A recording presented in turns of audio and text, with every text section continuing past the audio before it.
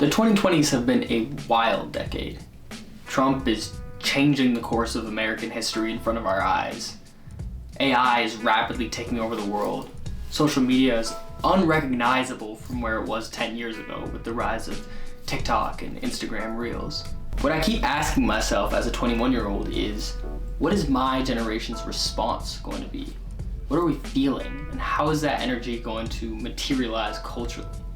To me, the best way to examine the culture and feelings of an era is to go to its artists. Great art, I think, speaks to the emotional undercurrent of its time.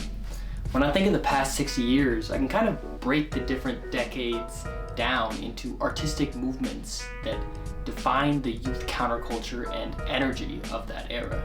Focusing on music specifically for this video, let me break down how I see the underlying message in different decades, and then give my thoughts on what we're seeing today.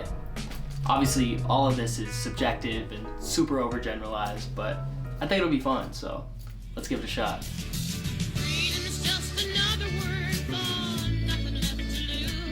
The late 60s and early 70s were all about the hippie movement. Jimi Hendrix, The Grateful Dead, Dylan, Beatles. These artists were at the forefront of this movement of flower-haired young people who really believed that they could unite the world through peace and love. By the late 70s, that optimism was gone, and in came punk music. Young people were angry. They didn't want to heal the world. They wanted to destroy the system. Artists like The Clash and the Sex Pistols in the UK, or Lou Reed and Patti Smith in the US, gave them a voice. The counterculture of the 80s to me is about self-expression. Music and fashion gave people a space to be weird in defiance of capitalist conformity. Artists like Prince and Robert Smith with The Cure were theatrical in their strangeness. House and disco music emerged out of New York and Chicago's gay clubs. Be you, be weird, is what the artists were saying. Now the 90s bring us back down to earth. Not giving a shit was the movement. Kurt Cobain, Stephen Malkmus with Pavement, PJ Harvey, they all wore plain clothes like they didn't care and sang lyrics that hardly made sense, but that left you with this kind of feeling of cynical angst in response to the world around them. Most of all, they felt authentic. Rappers in this era too, like Nas and Tupac, spoke about very different subjects, but with the same kind of raw truth. Young people were fed up with it all, and so were their artists. Then you get the 2000s, where the rise of the internet gave birth to this rebellion that almost came from inside of the mainstream corporate world. Pop-punk bands shot music videos at the mall. Britney Spears leaned so far into the corporate pop star role that it became kind of a commentary of its own. Kanye and Wayne bragged so defiantly about their fame and money that it made you feel like you could take over the world too.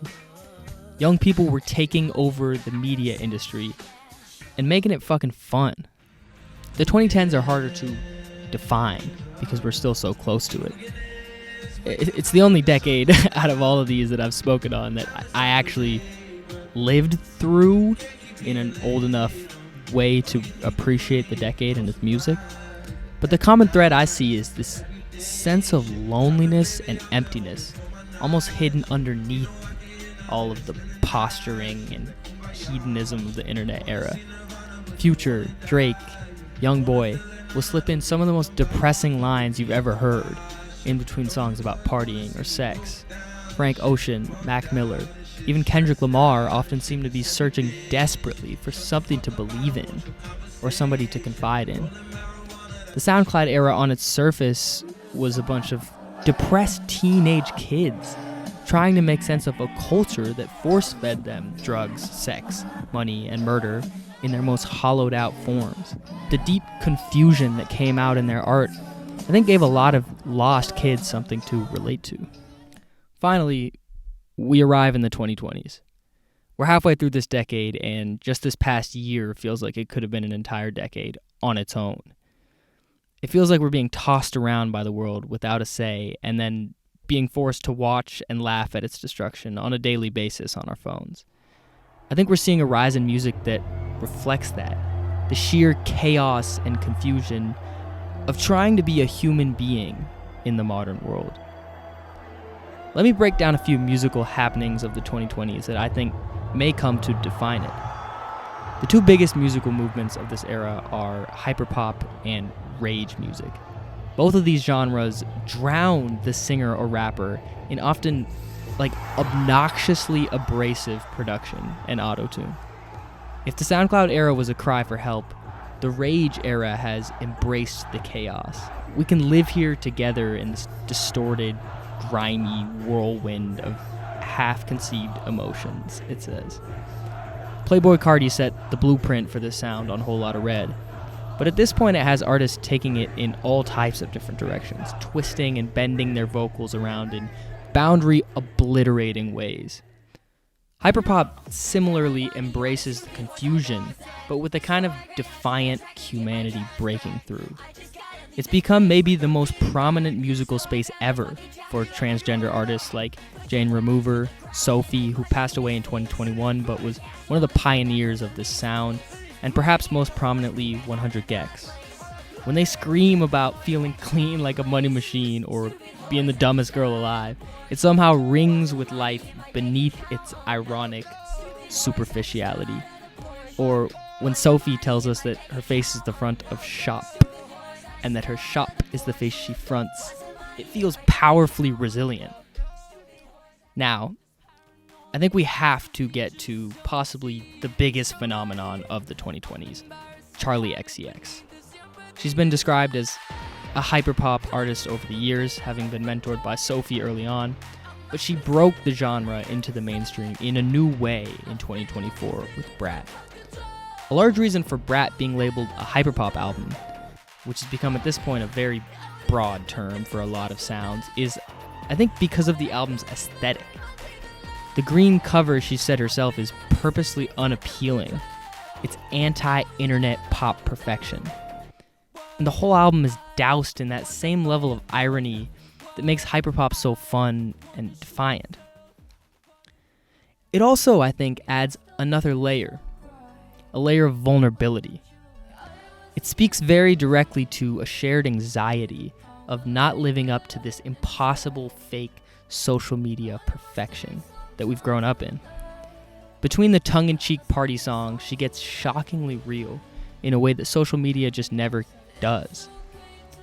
She talks about the guilt she feels for pulling away from Sophie as a friend before she died.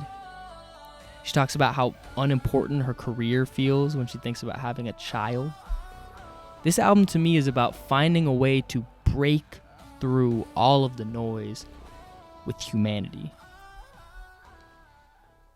One last artist I want to touch on is Oklu, or Oklu. Her 2025 album, Choke Enough, takes some of the softness of Brat and makes a whole album that feels like the flip side of hyperpop. Professor Sky on YouTube dubbed it Hypopop. It sort of feels like stepping into the bathroom at the club by yourself. Through the broken lyrics and soft, searching electronic music of this album, Oklu seems to be trying to remember who she is and how she feels. No time to cry when the world's on display, she sings. Thank you for recording. Of course, there's so many more fantastic, interesting artists that I didn't even mention, and who's to say what music will end up standing the test of time? But I'm excited to see how our generation's musicians and artists in all different fields continue to make sense of, or not make sense of, and just deal with our rapidly changing world. I hope you enjoyed the video. I know I definitely enjoyed thinking about it and making it, so see you next time.